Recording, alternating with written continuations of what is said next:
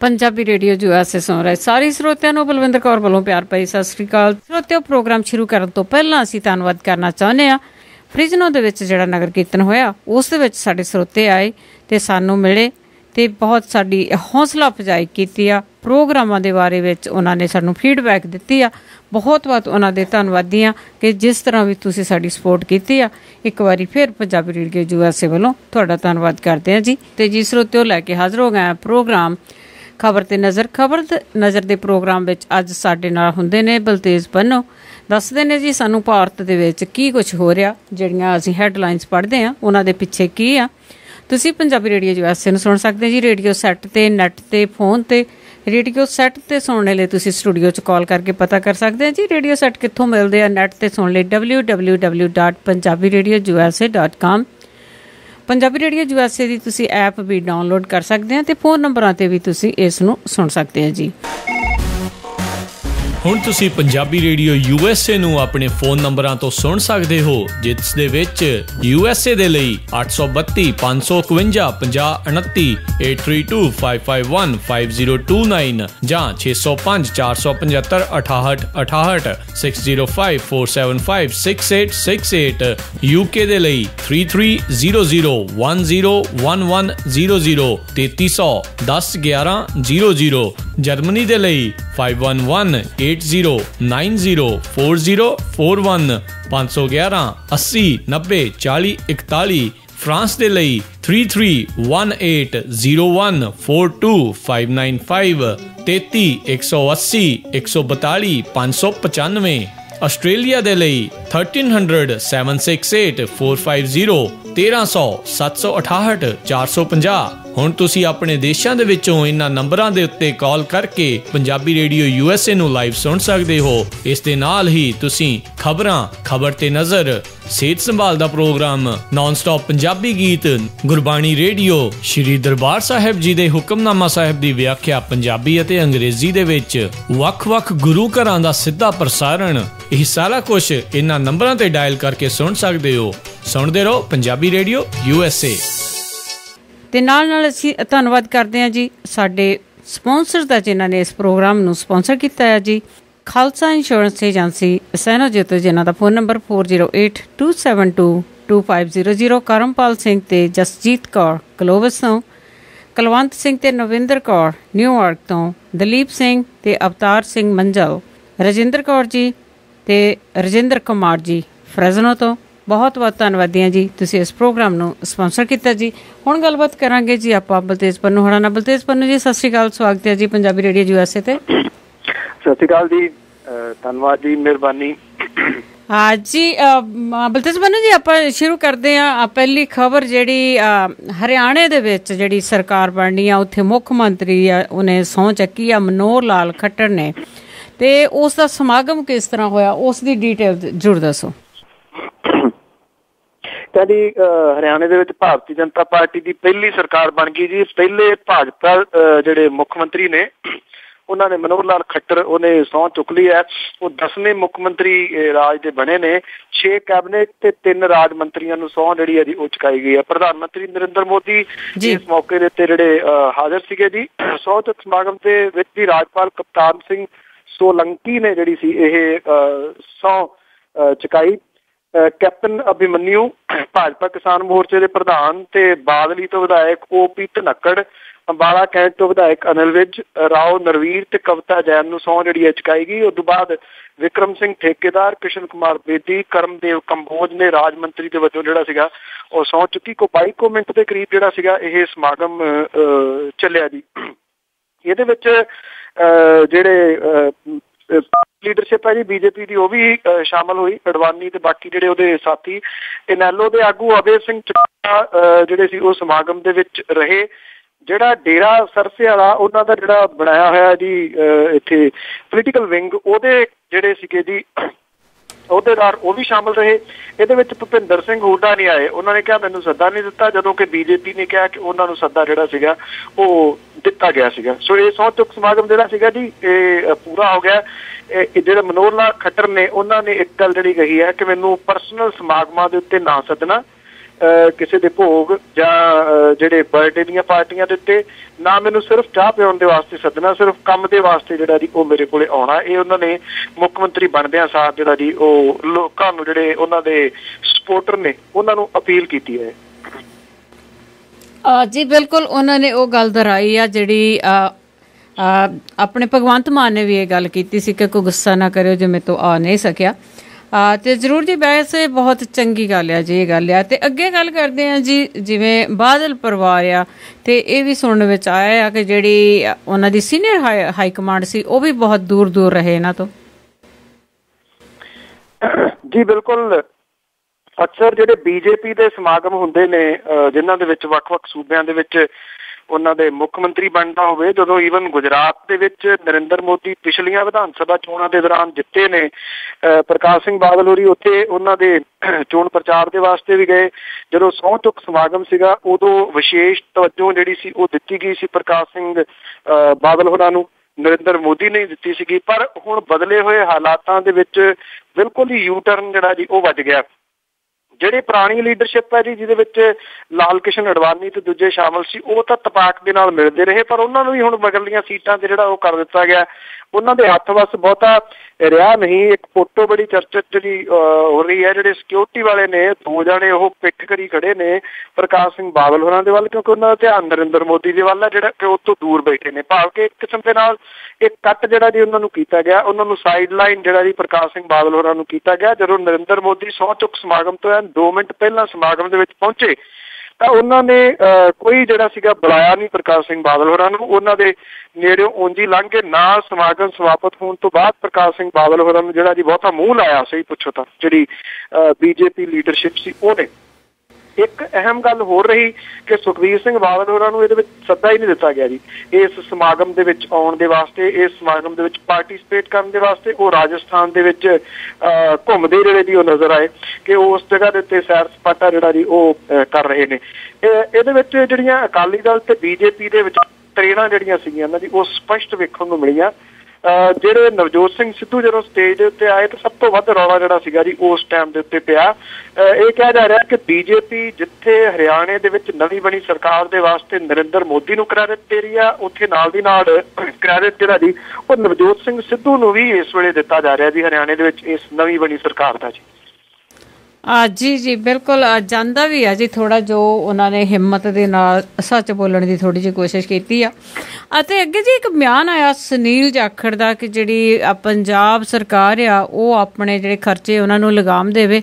ਪਹਿਲੇ ਤਾਂ ਵੈਸੇ ਉਹ ਕਦੀ ਬੋਲੇ ਨਹੀਂ, ਪਰ ਪੰਜਾਬ ਸਰਕਾਰ ਵੀ ਚੁੱਪ ਚਪੀਤੇ ਕਈ ਚੀਜ਼ਾਂ ਦੇ ਜਿਹੜੇ ਭਾਅ ਆ ਉਹ ਵਧਾ ਰਹੀ ਆ। ਨਹੀਂ, ਬਿਜਲੀ ਦੇ ਰੇਟ ਜਿਹੜੇ ਨੇ ਉਹ ਵੱਧ ਗਏ ਨੇ, ਉਹਦੇ ਉੱਤੇ ਜਿਹੜਾ ਸਰਚਾਰਜ ਹੈ ਜੀ 2 ਪੈਸੇ ਉਹ ਲਾ ਦਿੱਤਾ ਜਿਹੜੇ ਸੁਨੀਲ ਜਾਖੜ ਹੋਰੀ ਨੇ।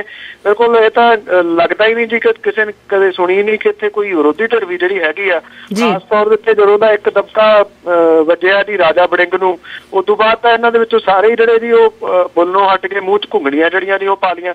ਉਹਨਾਂ ਨੇ ਇਹ ਕਿਹਾ ਕਿ ਜਿਹੜਾ ਦਸੰਬਰ ਮਹੀਨੇ ਤੋਂ 1 ਰੁਪਏ ਕਿਲੋ ਕਣਕ ਨੂੰ ਹੁਣ 2 ਰੁਪਏ ਤੇ ਦਾਲ ਦਾ ਭਾਅ 20 ਰੁਪਏ ਤੋਂ ਵਧਾ ਕੇ 30 ਰੁਪਏ ਜਿਹੜਾ ਜੀ ਉਹ ਕਰਨ ਜਾ ਰਿਹਾ। ਇਹ ਆਟਾ ਦਾਲ ਸਕੀਮ ਵਾਲਾ ਰੇਟ ਹੈ ਜੀ, ਕੋਈ ਦੂਜਾ ਨਾ ਸਮਝ ਲੈਣ। ਤਾਂ ਉਹਦੇ ਬਾਰੇ ਉਹਨਾਂ ਨੇ ਇਹ ਕਿਹਾ ਕਿ ਇਹ ਭਾਅ ਨਹੀਂ ਵਧਾਉਣੇ ਚਾਹੀਦੇ, ਸਗੋਂ ਸਰਕਾਰ ਨੂੰ ਆਪਣੇ ਖਰਚੇ ਜਿਹੜੇ ਨੇ ਉਹ ਘਟਾਉਣੇ ਚਾਹੀਦੇ ਨੇ। ਕਿਹੜੇ ਘਟਾਉਣੇ ਚਾਹੀਦੇ ਨੇ ਇਹ ਸੁਨੀਲ ਜਾਖੜ ਹੋਰਾਂ ਨੇ ਨਹੀਂ ਦੱਸਿਆ। ਓਪਨਲੀ ਉਹਨਾਂ ਨੂੰ ਦੱਸਣਾ ਚਾਹੀਦਾ ਸੀਗਾ ਕਿ 1 ਲੱਖ ਰੁਪਏ ਦਾ ਰੋਜ਼ ਦਾ ਤੇਲ ਪੀ ਜਾਂਦੀਆਂ ਨੇ ਗੱਡੀਆਂ ਜਿਹੜੀਆਂ ਮੁੱਖ ਮੰਤਰੀ ਦੇ ਕਾਫਲੇ ਵਾਲੀਆਂ, ਜਾਂ ਉਹਨਾਂ ਨੂੰ 1.5 ਤੋਂ 2 ਲੱਖ ਰੁਪਇਆ ਜਿਹੜਾ ਜੀ ਰੋਜ਼ ਦਾ ਪੈ ਰਿਹਾ ਜੀ। ਜਿਹੜੇ ਦੂਜੇ ਖਰਚੇ ਨੇ, ਹਵਾਈ ਖਰਚੇ ਜਿਨ੍ਹਾਂ ਦੇ ਵਿੱਚ ਖਾਸ ਤੌਰ ਦੇ ਉੱਤੇ ਸ਼ਾਮਲ ਨੇ, ਕਰੋੜਾਂ ਰੁਪਏ ਦੇ ਜਿਹੜੇ ਬਿੱਲ ਉਹ ਦਿੱਤੇ ਜਾ ਰਹੇ ਨੇ। ਉਸ ਪਾਸੇ ਵੱਲ ਤਾਂ ਕੋਈ ਨਹੀਂ ਘਟਾਊਗਾ ਜੀ, ਲੋਕਾਂ ਦੇ ਗਲਾਂ ਦੇ ਵਿੱਚ ਅੰਗੂਠੇ ਜ਼ਰੂਰ ਦਿੱਤੇ ਜਾ ਰਹੇ ਨੇ ਜੀ। ਬਿਲਕੁਲ, ਜਿਹੜੇ ਖਰਚੇ ਜਿਹੜੇ ਜ਼ਿਆਦਾ ਬਹੁਤ ਜ਼ਿਆਦਾ ਆ ਉਹ ਘਟਾਉਣ ਦੀ ਲੋੜ ਆ। ਤੇ ਅੱਗੇ ਜੀ ਆਪਾਂ ਬਿਲਕੁਲ ਪੰਜਾਬ ਦੀ ਗੱਲ ਕਰਦੇ ਰਹਿੰਦੇ ਆ, ਕਿਤੇ ਸੜਕ ਹਾਦਸੇ ਹੋ ਗਏ ਜਾਂ ਜਿਹੜੀਆਂ ਬੱਸਾਂ ਆ ਪੂਰੀਆਂ ਦੀਆਂ ਪੂਰੀਆਂ ਬੱਸਾਂ ਆ ਉਹ ਕਦੀ ਨਹਿਰ 'ਚ ਡਿੱਗ ਗਈਆਂ ਜਾਂ ਟੱਕਰ ਹੋ ਜਾਂਦੀ। ਤੇ ਇਸੇ ਤਰ੍ਹਾਂ ਇੱਕ ਹੋਰ ਬੱਸ ਵੀ ਆ ਬਰਾਤੀਆਂ ਦੀ ਭਰੀ ਹੋਈ ਸੀ, ਪੂਰੀ ਦੀ ਪੂਰੀ ਨਹਿਰ ਵਿੱਚ ਡਿੱਗ ਗਈ ਜੀ। ਬਿਲਕੁਲ, ਐਕਚੁਅਲੀ ਜਿਹੜੇ ਨਸ਼ੇ ਨੇ ਇਹਨਾਂ ਦੀ ਉਹ ਇੱਕ ਵੱਡਾ ਰੋਲ ਇਹਨਾਂ ਹਾਦਸਿਆਂ ਦੇ ਵਿੱਚ ਜਿਹੜਾ ਉਹ ਹੁੰਦੇ ਨੇ ਜੀ। ਇਸੇ ਤਰ੍ਹਾਂ ਦਾ ਇਹ ਕਿਹਾ ਜਾ ਰਿਹਾ ਜੀ ਕਿ ਇਹ ਜਿਹੜਾ ਡਰਾਈਵਰ ਸੀਗਾ ਇਹਨੇ ਸ਼ਰਾਬ ਪੀਤੀ ਹੋਈ ਸੀਗੀ ਜੀ। ਤੇ ਰਾਤ ਦੇ 8 ਵਜੇ ਕੋਈ ਮੀਆਂਪੁਰ ਦੇ ਨੇੜੇ ਅੱਪਰਬਾਰੀ ਨਹਿਰ ਤਰਨਤਾਰਨ ਕੋਲੇ ਪੈਂਦੀ ਹੈ ਜੀ। ਇਹਦੇ ਵਿੱਚ ਬਾਕੀਆਂ ਦੇ ਨਾਲ ਭਰੀ ਜੰਮੂ ਕਸ਼ਮੀਰ ਦੀ ਬੱਸ ਜਿਹੜੀ ਸੀ ਉਹ ਡਿੱਗਣ ਕਰਕੇ 8 ਵਿਅਕਤੀ ਮਾਰੇ ਗਏ, 24 ਤੋਂ ਵੱਧ ਜਿਹੜੇ ਨੇ ਉਹ ਫੱਟੜ ਹੋਏ ਨੇ। 6 ਲਾਸ਼ਾਂ ਲੱਭੀਆਂ ਗਈਆਂ ਨੇ, ਬਾਕੀਆਂ ਦੀ ਭਾਲ ਜਿਹੜੀ ਹੈ ਜੀ ਉਹ ਜਾਰੀ ਹੈ। ਇਹ ਪਤਾ ਲੱਗਾ ਜੀ ਕਿ ਇਹ ਜਿਹੜੀ ਵਿਆਹ ਦੇ ਸਮਾਗਮ ਤੋਂ ਬਾਅਦ ਵਾਪਸ ਬਰਾਤੀਆਂ ਨੂੰ ਲੈ ਕੇ ਜੰਮੂ ਕਸ਼ਮੀਰ ਨੂੰ ਜਾ ਰਹੀ ਸੀਗੀ। ਮੀਆਂਪੁਰ ਨੇੜੇ ਅੱਪਰਬਾਰੀ ਨਹਿਰ ਦੇ ਤੰਗ ਜਿਹੜਾ ਪੁਲ ਸੀਗਾ ਜੀ ਉਹਨੂੰ ਪਾਰ ਕਰਦਿਆਂ ਹੋਇਆਂ ਨਹਿਰ ਤੋਂ ਜਿਹੜਾ ਜੀ ਇਹ ਡਿੱਗ ਪਈ। ਇਹ ਤੋਂ ਬਾਅਦ ਅਮਾਨਤ ਖਾਨ ਦੀ ਪੁਲਿਸ ਤੇ ਬਾਕੀ ਜਿਹੜੇ ਲੋਕ ਸੀਗੇ ਉਹਨਾਂ ਨੇ ਪੁੱਜ ਕੇ ਜੀ ਇੱਥੇ ਬਚਾਅ ਕਾਰਜ ਜਿਹੜੇ ਸੀਗੇ ਉਹ ਸ਼ੁਰੂ ਕੀਤੇ। ਜਿਵੇਂ ਮੈਂ ਤੁਹਾਨੂੰ ਦੱਸਿਆ ਕਿ ਇਹਦੇ ਵਿੱਚ ਸ਼ਰਾਬ ਦੀ ਇਨਵੋਲਵਮੈਂਟ ਜਿਹੜੀ ਹੈ ਜੀ ਉਹ ਦੱਸੀ ਜਾ ਰਹੀ ਹੈ। ਜਿਹੜੇ ਬੱਸ ਡਰਾਈਵਰ ਨੇ ਸ਼ਰਾਬ ਪੀਤੀ ਹੋਈ ਸੀ ਔਰ ਉਹ ਇੰਨਾ ਵੇਸਲਾਪਨ ਦੀ ਕਿ ਇੰਨੇ ਲੋਕਾਂ ਦੀ ਜਾਨ ਉਹਦੇ ਹੱਥ ਦੇ ਵਿੱਚ ਸੀਗੀ। ਹੁਣ ਉਹਨੂੰ ਪਿਆਉਣ ਵਾਲੇ ਉਹੋ ਜਿਹੇ ਜੀ 2 ਪੈਗ ਲਾ ਲਾ ਠੀਕ ਚਲਾਏਗਾ, ਕੋਈ ਨਾ ਕੋਈ ਤਾਂ ਕਹਾਣੀ ਜਿਹੜੀ ਉਹਦੇ ਪਿੱਛੇ ਹੋਊਗੀ ਜਾਂ ਉਹਨੇ ਆਪਣੇ ਤੌਰ ਦੇ ਉੱਤੇ ਹੀ ਪੀ ਲਈ, ਜਿਹੜੇ ਕਿ ਇੰਨੇ ਲੋਕਾਂ ਦੀ ਮੌਤ ਦਾ ਕਾਰਨ ਉਹ ਬਣ ਗਿਆ ਜੀ। ਔਰ ਇਸੇ ਤਰ੍ਹਾਂ ਦਾ ਇੱਕ ਦਰਦਨਾਕ ਹਾਦਸਾ ਲੁਧਿਆਣੇ ਦੇ ਵਿੱਚ ਵਾਪਰਿਆ। ਜਿਹੜੇ ਸਟੰਟ ਕਰਦੇ ਨੌਜਵਾਨ ਨੇ ਜੀ BMW ਦੇ ਉੱਤੇ ਕੁਝ ਸਟੰਟ ਕਰ ਰਹੇ ਸਨ ਰਾਤ ਨੂੰ 200 ਕਿਲੋਮੀਟਰ ਪ੍ਰਤੀ ਘੰਟਾ ਦੀ ਰਫ਼ਤਾਰ ਦੇ ਨਾਲ। ਔਰ ਜਿਹੜੀ ਇਹਨਾਂ ਦੀ ਕਾਰ ਸੀਗੀ ਜੀ ਇਹ ਟਕਰਾਈ ਰੁੱਖ ਦੇ ਵਿੱਚ ਔਰ 2 ਟੋਟੇ ਹੋ ਗਏ ਕਾਰ ਦੇ। ਇਹਦੇ ਵਿੱਚ ਬੈਠੇ 2 ਜਿਹੜੇ ਮੁੰਡੇ ਸੀ ਉਹ ਥਾਂ ਤੇ ਮਾਰੇ ਗਏ, ਜਦੋਂ ਕਿ ਜ਼ਖਮੀ ਜਿਹੜਾ ਜੀ ਉਹ ਦੱਸੀਦਾ। ਏਦਾਂ ਦੀਆਂ ਬੇਵਕੂਫੀਆਂ ਜਿਹੜੀਆਂ ਜੀ ਸੜਕਾਂ ਦੇ ਉੱਤੇ ਜਿਹੜੇ ਕਰਤੱਵ ਕਰਨ ਵਾਲੇ ਨੇ ਨਾ ਜੀ ਉਹ ਅਕਸਰ ਕਰਦੇ ਨਜ਼ਰ ਆਉਂਦੇ ਨੇ। ਕਰਤੱਵ ਹੀ ਉਹ ਬੱਸ ਡਰਾਈਵਰ ਕਰ ਰਿਹਾ ਸੀ ਤੇ ਕਰਤੱਵ ਹੀ ਇਹ ਮੁੰਡੇ ਕਰ ਰਹੇ ਸੀ। ਜੀ ਤੇ ਜੀ ਇਸੇ ਤਰ੍ਹਾਂ ਦੀ ਇੱਕ ਖਬਰ ਹੋਰ ਆਉਂਦੀ ਆ ਕਿ ਜਿਹੜੇ ਗਾਇਕ ਜੈਲੀ ਆ ਉਸ ਦੇ ਮਾਪਿਆਂ ਨੇ ਜਿਹੜਾ ਦੋਸ਼ ਬਲੈਕਮੇਲ ਕਰਨ ਦੇ ਲਾਏ ਨੇ, ਉਸ ਦੇ ਪਿੱਛੇ ਕੀ ਕਹਾਣੀ ਆ? ਕਹਾਣੀ ਮੈਂ ਕੱਲ ਵੀ ਸਾਂਝੀ ਕੀਤੀ ਸੀ ਜੀ। ਐਕਚੁਅਲੀ ਇਹ ਬੇਸ਼ੱਕ ਇਹ ਜੈਲੀ ਜਾਂ ਪ੍ਰੀਤੋ ਟੌਪ 10 ਜਾਂ ਜਿਹੜੇ ਮਨਿੰਦਰ ਮੰਗਾ, ਗੀਤਕਾਰ ਸਵੰਤ ਸਿੰਘ ਛਿੰਦਾ, ਚਰਨਪ੍ਰੀਤ ਸਿੰਘ ਗੋਲਡੀ, ਗੰਭੀਰ ਮਾਮਲਾ ਇਹਨੂੰ ਮੈਂ ਇਸ ਪੱਖੋਂ ਥੋੜਾ ਮੰਨਦਾ ਜੀ ਕਿ ਇਹ ਜਿਹੜਾ ਮਾਮਲਾ ਹੈ ਇਹ ਬੜਾ ਕੁਛ ਇਹੋ ਜਿਹਾ ਸ਼ੋਸ਼ਣ ਜਿਹੜਾ ਇਹਨਾਂ ਦੀ ਚੱਲ ਰਿਹਾ। ਹਾਂ ਇੱਥੇ ਸ਼ੋਸ਼ਣ ਜਿਹੜਾ ਜੀ ਪ੍ਰੀਤੋ ਟੌਪ 10 ਵਾਲਾ ਜਿਹੜਾ ਜੀ ਉਹ ਕਰ ਰਹੀ ਹੈ ਜਿਹੜੀ, ਜਾਂ ਮੰਗਾ ਜਿਹੜਾ ਜੀ ਉਹ ਕਰ ਰਿਹਾ, ਪਰ ਇਸ ਲਾਈਨ ਦੇ ਵਿੱਚ ਇਹੋ ਜਿਹਾ ਬਹੁਤ ਕੁਝ ਚੱਲਦਾ ਜੀ। ਇਹ ਤਾਂ ਇੱਕ ਮਾਮਲਾ ਜਿਹੜਾ ਸਾਹਮਣੇ ਆਇਆ। ਹੁਣ ਜਿਹੜੇ ਇਹਦੇ ਜੈਲੀ ਦੇ ਮਾਪੇ ਨੇ ਉਹਨਾਂ ਨੇ ਇਹ ਕਿਹਾ ਕਿ ਜਿਹੜੀ ਇਹ ਮਾਡਲ ਹੈ ਪ੍ਰੀਤੋ ਟੌਪ 10 ਉਹ ਬਲੈਕਮੇਲ ਜਿਹੜਾ ਦੀ ਕਰ ਰਹੀ ਹੈ ਜੈਲੀ ਨੂੰ। ਉਹਨੇ ਇਹ ਕਿਹਾ ਕਿ ਉਹਨੇ ਵਿਆਹ ਜਿਹੜਾ ਸੀਗਾ ਉਹ ਕਰਵਾਇਆ ਸੀਗਾ, ਧੋਖੇ ਨਾਲ ਵਿਆਹ ਕਰਾਇਆ ਸੀ ਜੈਲੀ ਦੇ ਨਾਲ। ਅਸਲ ਜਿਹੜੀ ਕਹਾਣੀਆਂ ਦੀ ਪਿੱਛੋਂ ਇਹ ਦੱਸੀ ਦੀ ਹੈ ਕਿ ਇਹ ਜਿਹੜੀ ਸੀ ਬਲੈਕਮੇਲ ਤਾਂ ਉਹਨਾਂ ਨੂੰ ਕਰ ਰਹੀ ਸੀਗੀ। ਉਹਨੇ ਅਗਲੀ ਗੇਮ ਜਿਹੜੀ ਸੀ ਖੇਡੀ ਉਹ ਵੀ ਇਸ ਗੱਲ ਦੇ ਉੱਤੇ ਭੁੱਲ ਗਿਆ ਕਿ ਉਹਨੂੰ ਮਹਿੰਗੀ ਪੈ ਸਕਦੀ ਹੈ। ਉਹਨੇ ਵਿਆਹ ਕਰਾ ਲਿਆ, ਵਿਆਹ ਕਰਾਉਣ ਤੋਂ ਬਾਅਦ ਉਹ ਅਬੋਰਟ ਜਿਹੜਾ ਸੀ ਉਹ ਕਰਵਾ ਦਿੱਤਾ, ਜਿਹੜਾ ਗਰਭ ਸੀਗਾ ਉਹਦਾ। ਤੇ ਉੱਥੋਂ ਇਹ ਕਹਾਣੀ ਜਿਹੜੀ ਹੈ ਜੀ ਅਸਲ ਦੇ ਵਿੱਚ ਵਿਗੜੀ ਦੱਸੀ ਜਾਂਦੀ ਹੈ, ਜਿਹੜੀ ਇਹਦੇ ਬਾਹਰ ਕਹਾਣੀ ਘੱਟ ਆ ਰਹੀ ਹੈ। ਪਰ ਜਿਹੜੇ ਬਾਕੀ ਧਰ ਲਏ ਗਏ ਨੇ ਰੇਪ ਦੇ ਕੇਸ ਦੇ ਵਿੱਚ ਉਹ ਤਾਂ ਸਿਰਫ ਸਖਤ ਕਾਨੂੰਨਾਂ ਦੀ ਆੜ ਦੇ ਵਿੱਚ ਜਿਹੜੇ ਜੀ ਉਹ ਧਰ ਲਏ ਗਏ ਨੇ। ਜਰਨੈਲ ਜੈਲੀ ਦੇ ਉੱਤੇ ਤਾਂ ਮੇਨ ਪਰਚਾ ਹੈ ਹੀ। ਦੂਜਾ ਉਹਦਾ ਦੋਸਤ ਮਨਿੰਦਰ ਮੰਗਾ ਇਹ ਵੀ ਸਿੰਗਰ ਹੈ, ਸਵਰਨ ਛਿੰਦਾ ਤੇ ਚਰਨਪ੍ਰੀਤ ਸਿੰਘ ਗੋਲਡੀ ਜਿਹੜੇ ਨੇ ਉਹ ਧਰੇ ਗਏ ਨੇ ਜੀ। ਅਜੇ ਕਿਸੇ ਦੀ ਅਰੈਸਟ ਜਿਹੜੀ ਹੈ ਉਹ ਨਹੀਂ ਹੋਈ। ਦੋਵੇਂ ਧਿਰਾਂ ਜਿਹੜੀਆਂ ਨੇ ਜੀ ਇੱਕ ਦੂਜੇ ਦੇ ਉੱਤੇ ਦੋਸ਼ ਲਾ ਰਹੀਆਂ ਨੇ। ਉਂਝ ਵੈਸੇ ਜਿਹੜੀ ਪ੍ਰੀਤੋ ਟੌਪ 10 ਹੈ ਉਹ ਨਹੀਂ ਲੱਭ ਰਹੀ ਜੀ ਉਦੋਂ ਦੀ ਕਿ ਉਹ ਕਿੱਥੇ ਐ ਇਸ ਵੇਲੇ। ਉਹਦਾ ਫੋਨ ਵਗੈਰਾ ਜਿਹੜਾ ਜੀ ਉਹ ਬੰਦ ਦੱਸੀਦਾ ਜੀ, ਉਹਦੇ ਫੋਨ ਇਸ ਵੇਲੇ ਸਵਿਚ ਆਫ ਨੇ ਜੀ, ਕਿਉਂਕਿ ਇਹ ਜਿਹੜੀਆਂ ਘਟਨਾਵਾਂ ਆ ਫਿਰ ਜਿਹੜੇ ਗਹਿਰੇ ਰੂਪ ਆ ਉਤਾਰ ਲੈਂਦੀਆਂ। ਅੱਗੇ ਗੱਲ ਕਰਦੇ ਆ ਜੀ, ਜਿਹੜੇ ਲੋਕ ਸਭਾ ਦੇ ਮੈਂਬਰ ਆ ਉਹਨਾਂ ਨੇ ਅਜੇ ਤੱਕ ਆਪਣੀਆਂ ਜਾਇਦਾਦਾਂ ਦੇ ਵੇਰਵੇ ਨਹੀਂ ਦਿੱਤੇ। ਇਹ ਨਾ ਜੀ ਜਿਹੜੇ ਅਸਲ ਨੇ ਜਿਹੜੀ ਪੂਰੀ ਜਾਇਦਾਦ ਆ ਉਹ ਆਪਣੀ ਦੱਸਣੀ ਪੈਂਦੀ ਆ ਸਰਟਨ ਟਾਈਮ ਦੇ ਵਿੱਚ। ਜਿਹੜਾ ਜੀ 401 ਮੈਂਬਰ ਨੇ ਜੀ ਜਿਨ੍ਹਾਂ ਨੇ ਅਜੇ ਤੱਕ ਆਪਣੀ ਜਾਇਦਾਦ ਦੇ ਜਿਹੜੇ ਵੇਰਵੇ ਉਹ ਨਹੀਂ ਦਿੱਤੇ। ਇਹ ਜਿਹੜਾ ਸੈਕਟਰੀਏਟ ਆ ਜੀ ਉਹਨੂੰ 26 ਸਤੰਬਰ ਤੱਕ ਜਿਹੜੇ ਉਹ ਮਿਲਣ ਦੀ ਆਸ ਸੀਗੀ, ਉਹਨੂੰ ਨਹੀਂ ਮਿਲੇ। ਸੋਨੀਆ ਗਾਂਧੀ, ਰਾਹੁਲ ਗਾਂਧੀ, ਲਾਲ ਕ੍ਰਿਸ਼ਨ ਅਡਵਾਨੀ, ਰਾਜਨਾਥ ਸਿੰਘ ਸਣੇ ਇਹਦੇ 400 ਤੋਂ ਵੱਧ ਲੋਕ ਨੇ ਜੀ ਲੋਕ ਸਭਾ ਮੈਂਬਰ ਜਿਨ੍ਹਾਂ ਨੇ ਆਪਣੀਆਂ ਜਿਹੜੀਆਂ ਦੇਣਦਾਰੀਆਂ ਦੇ ਵੇਰਵੇ 26 ਸਤੰਬਰ ਤੱਕ ਨਹੀਂ ਦੱਸੇ ਜੀ। ਇਹ RTI ਦੇ ਤਹਿਤ ਜਿਹੜੀ ਜਾਣਕਾਰੀ ਮਿਲੀ ਉਹਦੇ ਤੋਂ ਪਤਾ ਲੱਗੀ ਹੈ ਜੀ। ਤਾਂ ਇਹ ਪਤਾ ਲੱਗਾ ਜੀ ਕਿ 26 ਸਤੰਬਰ ਤੱਕ 401 ਲੋਕ ਸਭਾ ਮੈਂਬਰਾਂ ਦੇ ਇਹ ਡਿਟੇਲ ਜਿਹੜੀ ਸੀ ਉਹ ਉਡੀਕੀ ਜਾ ਰਹੀ ਸੀਗੀ ਜੀ।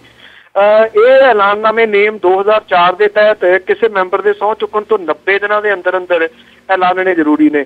ਜਿਨ੍ਹਾਂ ਲੋਕ ਸਭਾ ਮੈਂਬਰਾਂ ਨੇ ਉਸ ਤਰੀਕ ਤੱਕ ਆਪਣੇ ਜਿਹੜੇ ਇਹ ਨਸ਼ਰ ਨਹੀਂ ਕੀਤੇ, ਉਹਨਾਂ ਦੇ ਵਿੱਚ ਕੇਂਦਰੀ ਮੰਤਰੀ ਸੁਸ਼ਮਾ ਸਵਰਾਜ ਵੀ ਸ਼ਾਮਲ ਹੈ, ਉਮਾ ਭਾਰਤੀ ਸ਼ਾਮਲ ਹੈ, ਨਿਤਿਨ ਗਡਕਰੀ ਸ਼ਾਮਲ ਹੈ, ਸਮਾਜਵਾਦੀ ਪਾਰਟੀ ਦੇ ਮੁਖੀ ਮੁਲਾਇਮ ਸਿੰਘ ਯਾਦਵ ਸ਼ਾਮਲ ਨੇ। ਇਹ ਪਤਾ ਲੱਗਾ ਕਿ ਜਿਹੜੇ ਉਹਦੇ ਵਿੱਚ ਭਾਜਪਾ ਦੇ 209 ਮੈਂਬਰ ਸ਼ਾਮਲ ਨੇ, ਕਾਂਗਰਸ ਦੇ 31, ਤ੍ਰਿਣਮੂਲ ਦੇ 27, ਬੀਜੂ ਜਨਤਾ ਦਲ ਦੇ 18, ਸ਼ਿਵ ਸੈਨਾ ਦੇ 15, ਤੇਲਗੂ ਦੇਸ਼ਮ ਪਾਰਟੀ ਦੇ 14, अन्ना DMK ਦੇ 9, तेलंगाना ਰਾਸ਼ਟਰੀ ਸਮਿਤੀ ਦੇ 8, YSR ਕਾਂਗਰਸ ਦੇ 8, ਲੋਕ ਜਨ ਸ਼ਕਤੀ ਪਾਰਟੀ ਦੇ 6, NCP CPI ਤੇ ਸਮਾਜਵਾਦੀ ਪਾਰਟੀ ਦੇ 4 ਜਿਹੜੇ ਦੀ ਉਹ ਮੈਂਬਰ ਸ਼ਾਮਲ ਨੇ, ਜਿਨ੍ਹਾਂ ਨੇ ਇਹ ਅਸਾਸੇ ਜਿਹੜੇ ਨੇ ਅਜੇ ਤੱਕ ਦਿੱਤੇ ਨਹੀਂ।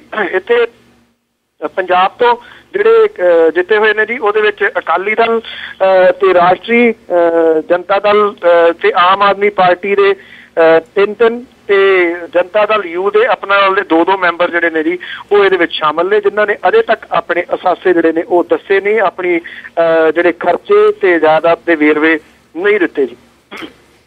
ਜੀ ਤਾਂ ਇਸੇ ਤਰ੍ਹਾਂ ਜੀ ਜਿਹੜੀਆਂ ਆ ਰਹੀਆਂ ਕੁਝ ਕੁ ਖਬਰਾਂ ਕਿ ਜਿਸ ਤਰ੍ਹਾਂ ਭਾਜਪਾ ਆ ਸਾਰੀਆਂ ਸਟੇਟਾਂ ਦੇ ਵਿੱਚ ਜਿਹੜੀ ਆ ਪਾਵਰਫੁਲ ਹੋ ਰਹੀ ਆ, ਤੇ ਇਸ ਦੇ ਨਾਲ ਕਹਿੰਦੇ ਰਾਬਰਟ ਵਾਡਰਾ ਦੀਆਂ ਜਿਹੜੀਆਂ ਮੁਸ਼ਕਲਾਂ ਆ ਉਹ ਕਾਫੀ ਵੱਧ ਰਹੀਆਂ ਵਧਣਗੀਆਂ ਜੀ। ਜਿਹੜੀ ਖਾਸ ਤੌਰ ਤੇ ਹਰਿਆਣੇ ਦੇ ਵਿੱਚ ਤਾਂ ਵਧਣਗੀਆਂ। ਜਿਹੜੀ DLF ਉਹਦੀ ਕੰਪਨੀ ਹੈ ਜੀ ਰਾਬਰਟ ਵਾਡਰਾ ਦੀ, ਜਿਹੜਾ ਕਿ ਸੋਨੀਆ ਗਾਂਧੀ ਦਾ ਜਵਾਈ ਹੈ। ਤੋ ਇਹ ਜਿਹੜੀ ਸੌ ਚੁੱਕ ਜਿਹੜਾ ਸਮਾਗਮ ਹੋਇਆ ਜੀ, ਉਦੋਂ ਫੌਰਨ ਬਾਅਦ ਜਿਹੜੇ ਮਿਨਿਸਟਰ ਨੇ ਬਣੇ, ਉਹਨਾਂ ਨੇ ਇਹ ਕਿਹਾ ਕਿ ਕਮੇਟੀ ਬਣਾ ਕੇ ਬਕਾਇਦਾ ਜਾਂਚ ਜਿਹੜੀ ਹੈ ਕੀਤੀ ਜਾਊਗੀ ਤੇ ਸਖਤੀ ਦੇ ਨਾਲ ਜਿਹੜਾ ਜੀ ਜਿਨ੍ਹਾਂ ਲੋਕਾਂ ਨੇ ਹੇਰਾਫੇਰੀਆਂ ਕੀਤੀਆਂ ਉਹਨਾਂ ਨੂੰ ਸਾਹਮਣੇ ਲਿਆਂਦਾ ਜਾਊਗਾ। ਇਹਦੇ ਨਾਲ ਕਾਂਗਰਸ ਦੀਆਂ ਮੁਸ਼ਕਲਾਂ ਵਧਣਗੀਆਂ। ਇਹਦੇ ਨਾਲ ਜਵਾਈ ਜਿਹੜਾ ਜੀ ਇਹਦਾ ਸੋਨੀਆ ਗਾਂਧੀ ਦਾ, ਉਹਦੀਆਂ ਮੁਸ਼ਕਲਾਂ ਜਿਹੜੀਆਂ ਨੇ ਉਹ ਵਧਣਗੀਆਂ ਰਾਬਰਟ ਵਾਡਰਾ ਦੀਆਂ। ਜੇ ਇਹ ਜਾਂਚ ਸ਼ੁਰੂ ਹੁੰਦੀ ਆ ਤਾਂ ਨਿਰਸੰਦੇਹ ਇਹਦੇ ਨਾਲ ਭੁਪਿੰਦਰ ਸਿੰਘ ਹੁੱਡਾ ਹੋਰੀ ਵੀ ਤੱਤੇ ਪਾਣੀ ਦੇ ਵਿੱਚ ਜਿਹੜਾ ਜੀ ਉਹ ਆਉਣਗੇ। ਰੀਜ਼ਨ ਜੀ ਉਹ ਇਹ ਹੈ ਕਿ ਜਿਹੜੀ ਸਾਰੇ ਕਾਨੂੰਨ ਕਾਇਦੇ ਸੀਗੇ ਜਿਹੜੇ ਉਹ ਛਿੱਕੇ ਟੰਗ ਕੇ ਰਾਬਰਟ ਵਾਡਰਾ ਦੀ ਜਿਹੜੀ ਕੰਪਨੀ ਹੈ ਉਹਨੂੰ ਜ਼ਮੀਨਾਂ ਜਾਇਦਾਦਾਂ ਜਿਹੜੀਆਂ ਦਿੱਤੀਆਂ ਗਈਆਂ ਸੀਗੀਆਂ DLF ਕੰਪਨੀ ਨੂੰ। ਅਸਲ ਦੇ ਵਿੱਚ ਇੱਕ ਵਿਸਲ ਬਲੋਅਰ ਆਫੀਸਰ ਜਿਹੜੇ ਨੇ ਅਸ਼ੋਕ ਖੇਮਕਾ, ਇਹ ਉਹਨਾਂ ਨੇ ਮਾਮਲਾ ਜਿਹੜਾ ਸਾਹਮਣੇ ਲਿਆਂਦਾ ਸੀਗਾ, ਜਿਨ੍ਹਾਂ ਨੂੰ ਕਦੀ ਸਮਾਨ ਨਹੀਂ ਖੋਲਣ ਦਿੱਤਾ ਹਰਿਆਣੇ ਦੀ ਸਰਕਾਰ ਨੇ, ਭਾਵ ਕਿ ਉਹਨੂੰ ਚੁੱਕ ਚੁੱਕ ਕੇ ਕਦੀ ਕਿਤੇ ਮਾਰਿਆ ਕਦੀ ਕਿਤੇ ਮਾਰਿਆ। ਹੁਣ ਉਹਦੀ ਥੋੜੀ ਇੰਨੀ ਕੁ ਕਦਰ ਪਈ ਹੈ ਜੀ ਕਿ ਜਿਹੜਾ PMO ਹੈ prime minister office, Ashok Khemka ਦੀ ਇਮਾਨਦਾਰੀ ਨੂੰ ਵੇਖਦਿਆਂ ਹੋਇਆ ਜੀ ਉਹ ਉਹਨਾਂ ਨੂੰ ਉੱਪਰ ਲੈ ਗਿਆ। ਠੀਕ ਉਸੇ ਤਰੀਕੇ ਦੇ ਨਾਲ ਜਿਵੇਂ ਕ੍ਰਿਸ਼ਨ ਕੁਮਾਰ ਇੱਥੇ ਇੱਕ ਡਿਪਟੀ ਕਮਿਸ਼ਨਰ ਹੁੰਦੇ ਸਨ ਨਵੇਂ ਸ਼ਹਿਰ ਦੇ ਵਿੱਚ, ਕਮਾਲ ਦਾ ਕੰਮ ਉਹਨਾਂ ਨੇ ਜਿੱਥੇ ਜਿੱਥੇ ਰਹੇ ਉੱਥੇ ਉਹਨਾਂ ਨੇ ਕੀਤਾ ਸੀਗਾ। ਬਾਅਦ ਦੇ ਵਿੱਚ ਜਿਹੜੇ DGSO ਵੀ ਲਾਗੇ ਜਿਹੜੇ ਐਜੂਕੇਸ਼ਨ ਡਿਪਾਰਟਮੈਂਟ ਤੇ ਬੜਾ ਉਹਨਾਂ ਨੇ ਕੰਮ ਕੀਤਾ ਸੀ, ਪਰ ਇੱਥੇ ਟਿਕਣ ਹੀ ਨਹੀਂ ਦਿੱਤਾ ਜੀ ਕਿਸੇ ਨੇ। ਫਿਰ ਡਾਕਟਰ ਮਨਮੋਹਨ ਸਿੰਘ ਹੁਰੀ ਉਹਨਾਂ ਦੀ ਇਮਾਨਦਾਰੀ ਨੂੰ ਵੇਖਦਿਆਂ ਉੱਤੇ ਲੈ ਗਏ ਸਨ।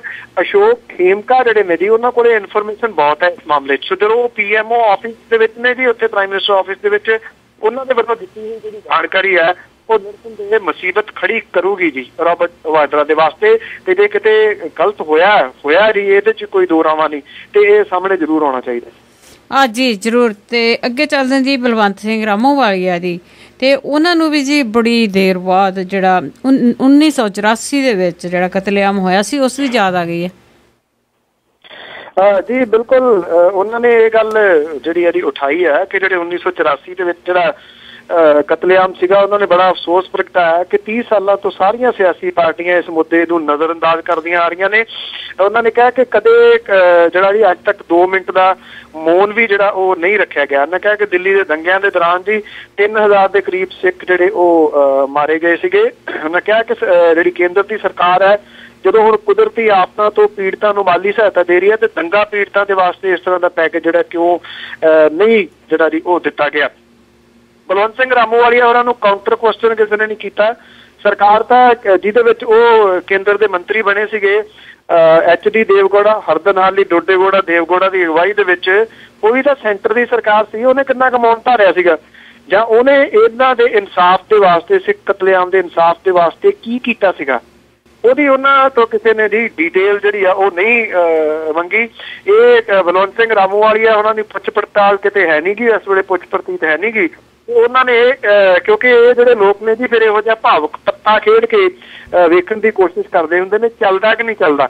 ਵੀ ਚੌਰਸ ਵੀ ਕਈ ਵਾਰੀ ਰਿੜ ਜਾਂਦੀ ਹੈ। ਇਹ ਚੌਰਸ ਰਿੜਨ ਦੀ ਕੋਸ਼ਿਸ਼ ਜਿਹੜੀ ਹੈ ਜੀ ਕੀਤੀ ਹੈ। ਮੈਨੂੰ ਨਹੀਂ ਲੱਗਦਾ ਕਿ ਬਲਵੰਤ ਸਿੰਘ ਰਾਮੋਵਾਲੀਆ ਉਹਨਾਂ ਦੀ ਕਹੀ ਹੋਈ ਜਿਹੜੀ ਇਹ ਗੱਲ ਹੈ ਉਹ ਬੜੀ ਭਾਵੁਕਤਾ ਪੂਰਨ ਜਿਹੜੀ ਲੋਕ ਲੈਣਗੇ ਤੇ ਉਹਨਾਂ ਦੀ ਸਪੋਰਟ ਦੇ ਉੱਤੇ ਜਿਹੜਾ ਜੀ ਇਹ ਖੜਾ ਹੋ ਜਾਣਗੇ ਕਿ ਲਓ ਜੀ ਦੇਖੋ ਮੇਰਾ ਉਠਾਇਆ ਹੋਇਆ ਮੁੱਦਾ ਜਿਹੜਾ ਜੀ ਸਭ ਨੂੰ ਪਤਾ ਜੀ ਕਿ ਉਹ ਉਹਨਾਂ ਦਾ ਆਪਣਾ ਸਟੈਂਡ ਇਹਦੇ ਉੱਤੇ ਕੀ ਰਿਹਾ ਜੀ।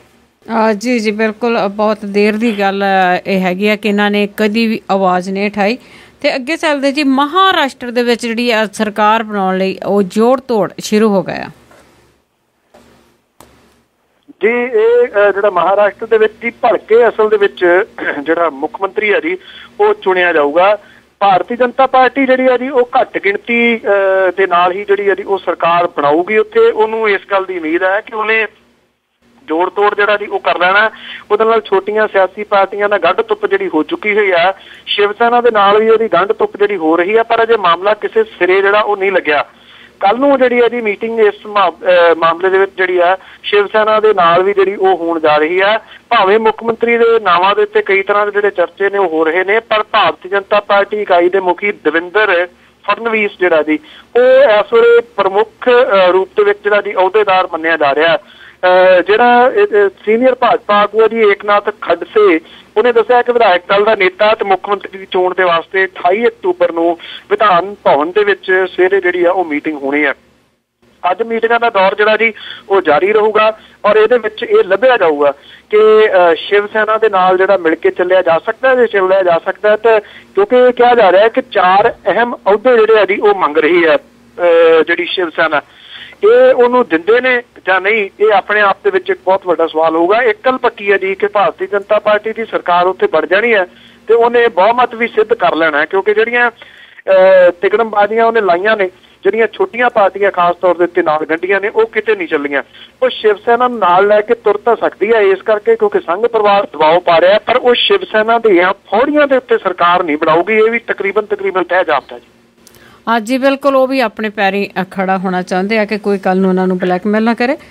ਤੇ ਅੱਗੇ ਗੱਲ ਕਰਦੇ ਜੇ ਪੰਜਾਬ ਦੇ ਵਿੱਚ 90% ਭੱਠੇ ਆ ਉਹ ਬੰਦ ਹੋਣ ਜਾ ਰਹੇ ਆ, ਕੀ ਕਾਰਨ ਹੈ ਇਸ ਦਾ? ਬੰਦ ਹੋ ਗਏ ਜੀ। ਐਕਚੁਅਲੀ ਪੰਜਾਬ ਦੇ ਕੁੱਲ 2700 ਇੱਟਾਂ ਦੇ ਭੱਠਿਆਂ ਦੇ ਵਿੱਚੋਂ 90% ਸਖਤ ਨਿਯਮਾਂ ਦੇ ਕਰਕੇ ਬੰਦ ਹੋ ਗਏ ਨੇ, ਜਦੋਂ ਕਿ 10% ਭੱਠੇ ਜਿਹੜੇ ਉਹ ਗੈਰ ਕਾਨੂੰਨੀ ਢੰਗ ਦੇ ਨਾਲ ਜਿਹੜਾ ਜੀ ਉਹ ਚੱਲ ਰਹੇ ਨੇ। 2700 ਭੱਠਿਆਂ ਚੋਂ 315 ਭੱਠਿਆਂ ਦੇ ਮਾਲਕਾਂ ਨੇ ਜਿਹੜੀ এনवायरमेंट ਕਲੀਅਰੈਂਸ ਦੀ ਮਿਆਦ ਵੀ ਖਤਮ ਹੋਣ ਕਰਕੇ ਰਾਜ ਦੇ ਵਿੱਚ ਇੱਟਾਂ ਦਾ ਵੱਡਾ ਖਤਰਾ ਜੀ ਉਹ ਪੈਦਾ ਹੋ ਗਿਆ।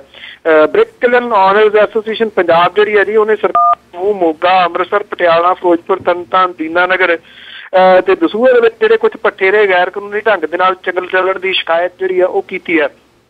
ਇਹ ਪਤਾ ਲੱਗਿਆ ਜੀ ਕਿ ਰਾਜ ਦੇ ਵਿੱਚ ਕੁਝ ਭੱਠਾ ਮਾਲਕ ਜਿਹੜੇ ਨੇ ਉਹ ਸੰਬੰਧਿਤ ਅਧਿਕਾਰੀਆਂ ਤੇ ਸਿਆਸੀ ਆਗੂਆਂ ਦੀ ਸਰਪ੍ਰਸਤੀ ਦੇ ਹੇਠ ਜਿਹੜਾ ਜੀ ਇਹ ਗੈਰ ਕਾਨੂੰਨੀ ਭੱਠੇ ਜਿਹੜੇ ਉਹ ਚਲਾ ਰਹੇ ਨੇ।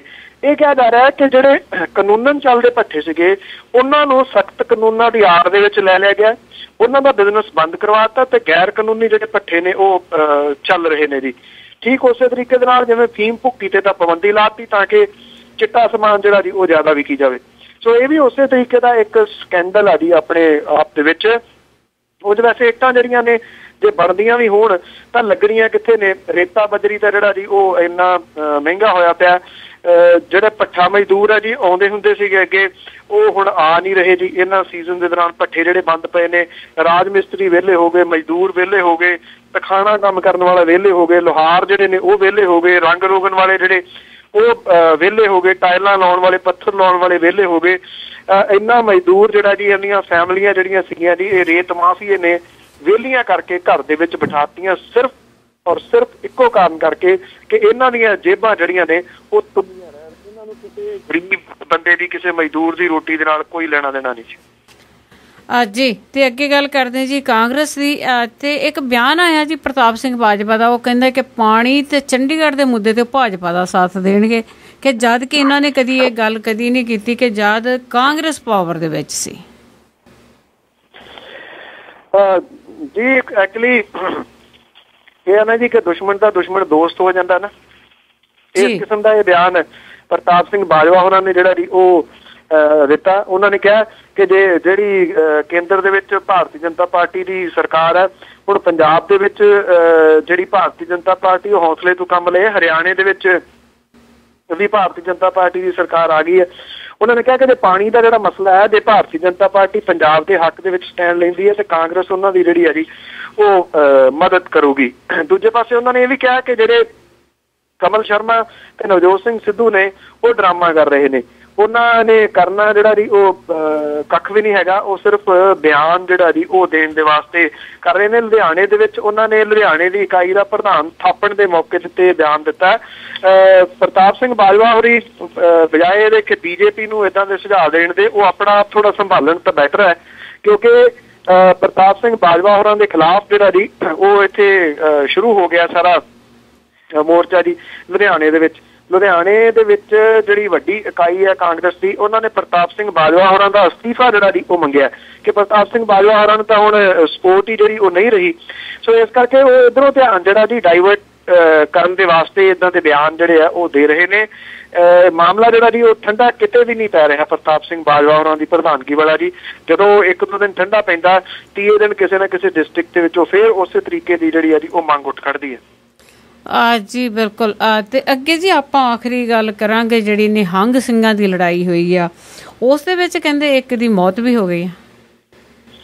ਜੇ ਜ਼ਖਮੀ ਹੋਇਆ ਸੀਗਾ ਜੀ ਜਿਹੜਾ ਨਿਹੰਗ ਸਿੰਘ, ਜਿਹੜੀਆਂ ਆਪਸ ਦੇ ਵਿੱਚ ਗੋਲੀਆਂ ਚੱਲੀਆਂ ਨੇ ਇਹ ਗੱਦੀ ਨੂੰ ਲੈ ਕੇ, ਉਸ ਮਾਮਲੇ ਦੇ ਉੱਤੇ ਜਿਹੜਾ ਨਿਹੰਗ ਜ਼ਖਮੀ ਸੀਗਾ ਜੀ ਉਹਦੀ ਧੀਰ ਸਿੰਘ, ਇਹਦੀ ਮੌਤ ਜਿਹੜੀ ਆ ਜੀ ਉਹ ਹੋ ਗਈ ਆ।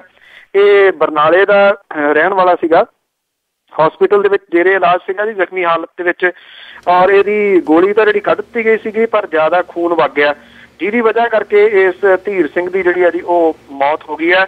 6 ਵਿਅਕਤੀ ਜਿਹੜੇ ਨੇ ਪੁਲਿਸ ਨੇ ਫੜੇ ਨੇ, ਉਹਨਾਂ ਨੇ ਇਹਨਾਂ ਨੂੰ ਜੇਲ੍ਹ ਦੇ ਵਿੱਚ ਭੇਜ ਦਿੱਤਾ ਜੀ ਇਸ ਗੋਲਾਬਾਰੀ ਦੇ ਵਾਸਤੇ।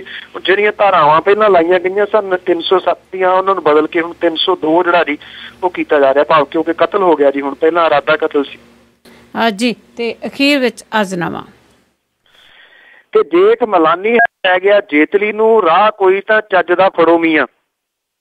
ਜੇਠ ਮਲਾਨੀ ਹੈ ਪੈ ਗਿਆ ਜੇਤਲੀ ਨੂੰ, ਰਾਹ ਕੋਈ ਤਾਂ ਚੱਜ ਦਾ ਫੜੋ ਮੀਆਂ। ਨਾ ਚੋਰਾਂ ਦਾ ਮੁਲਕ ਨੂੰ ਦੱਸ ਦੇਵੋ, ਐਵੇਂ ਵਾਧੂ ਬਹਾਨੇ ਨਾ ਘੜੋ ਮੀਆਂ।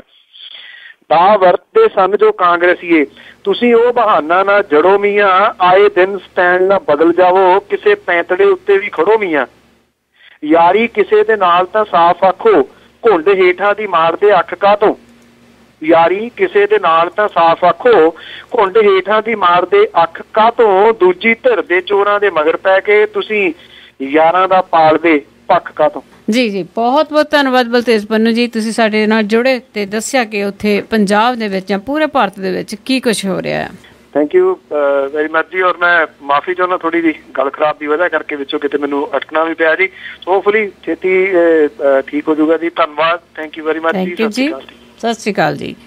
ਸਰੋਤੇ ਸਨ ਬਲਤੇਜ ਪੰਨੂ ਜੋ ਸਾਡੇ ਨਾਲ ਜੁੜੇ ਅੱਜ ਤੇ ਦੱਸਿਆ ਕਿ ਪੂਰਾ ਪੰਜਾਬ ਤੇ ਭਾਰਤ ਦੇ ਵਿੱਚ ਖਬਰਾਂ ਦੇ ਪਿੱਛੇ ਕੀ ਸੱਚ ਹੁੰਦਾ ਆ, ਉਸਦੀ ਗੱਲਬਾਤ ਕੀਤੀ। ਹੁਣ ਸਰੋਤਿਓ ਮੈਂ ਵੀ ਤੁਹਾਡੇ ਤੋਂ ਇਜਾਜ਼ਤ ਲਵਾਂਗੀ। ਸਾਰੇ ਸਰੋਤਿਆਂ ਨੂੰ ਬਲਵਿੰਦਰ ਕੌਰ ਵੱਲੋਂ ਪਿਆਰ ਭਰੀ ਸਤਿ ਸ਼੍ਰੀ ਅਕਾਲ।